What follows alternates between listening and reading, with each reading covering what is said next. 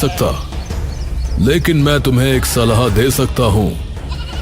तुम इस बकरी की खाल को ले जाकर कहीं बेच दो, तुम्हें कुछ ना कुछ धन मिल जाएगा।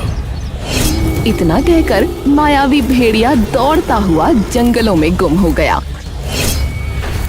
अर्जुन निराश होकर लंगड़ी बकरी की खाल को अपने कंधे पर लटकाकर सारे जानवरों को जमींदार की हवेली में ले आया।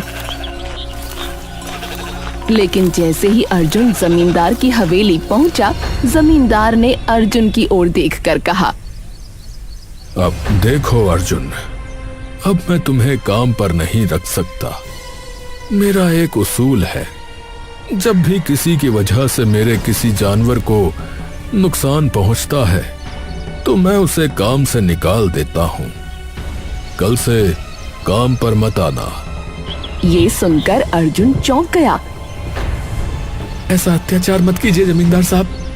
क्या मैंने आपके पशुओं को नुकसान पहुंचाया था? उल्टा तो मेरा ही नुकसान हुआ है। आप जो बकरी मुझे देने वाले थे, वही बकरी उस मायावी भेड़िए की किस्मत में आ गई। मैं जानता हूं कि तुमने जानबूझकर ऐसा नहीं किया। हो सकता है कल तुम फिर से जानवरों को लेकर जंगल में जाओ और वो भेड़िया दोबारा आ जाए। अर्जुन निराश होकर जमींदार की हवेली से बाहर आ गया।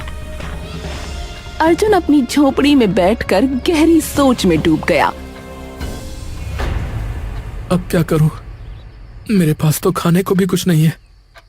वैसे तो शाम के समय जमींदार की हवेली का रूखा सूखा जूठा भोजन मुझे मिल जाता था तो मेरा पेट भर जाता था, लेकिन आज तो वो भी नहीं मिला। एक काम करता हूं, आज भूखे पेट ही सो जाता हूं और कल सुबह इस खाल को बेचने के लिए किसी दूसरे नगर रवाना हो जाता हूं। अर्जुन भूखे ही पेट सो गया।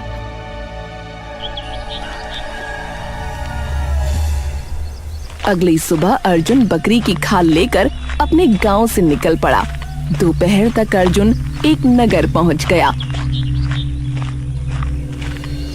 अर्जुन नगर के बाजार में बकरी की खाल लेकर बैठ गया। लेकिन रात तक कोई भी ग्राहक बकरी की खाल के आसपास नहीं भटका। संध्या होते होते अर्जुन निराश हो गया। अब क्या करूं? भूख से मेरा दम निकल रहा है। तभी एक ग्राहक वहां आ गया। अरे भाई, ये बकरी की खाल बेचोगे? अर्जुन खुश हो गया। हाँ, बेचने के लिए बैठा हूं। लेकिन मैं तुम्हें मात्र 3 सिक्के दूंगा, बोलो स्वीकार है? सोचा था कम से कम 50 या 60 सिक्कों में तो बिकेगी। अब इसे बेचने के अलावा और कोई चारा भी तो नहीं है। मुझे स्वीकार है। ग्राहक ने अर्जुन को 3 सिक्के दे दिए और वहां से चला गया। अर्जुन पास की एक दुकान पर चला गया। उसने वहां से कुछ दाल रोटी ली और खाने लगा। पेट भरकर खाना खाने के बाद अर्जुन दुकान के मालिक के पास जाकर बोला, कितने हुए? 2 सिक्के। अर्जुन ने 2 सिक्के दुकान वाले को दिए।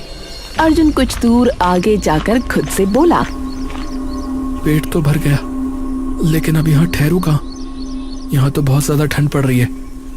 अगर रात तक ठहरने का कोई स्थान नहीं मिला तो मैं तो ठंड से ठिठुर जाऊंगा। तभी अर्जुन के कानों में एक आवाज टकराई। भगवान के नाम पर कुछ दे दो बेटा। अर्जुन ने सामने देखा, वहाँ एक साधु खड़ा था जो अर्जुन की ओर रहस्यमयी अंदाज में देख रहा था। अर्जुन ने अपनी जेब टटोली। उसके पास केवल 1 सिक्का बचा था। साधु महाराज, मेरे पास तो मात्र 1 ही सिक्का है।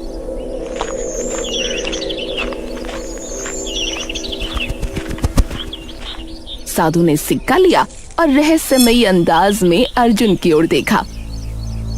मैं जानता हूं कि तुम्हारे पास मात्र 1 ही सिक्का था।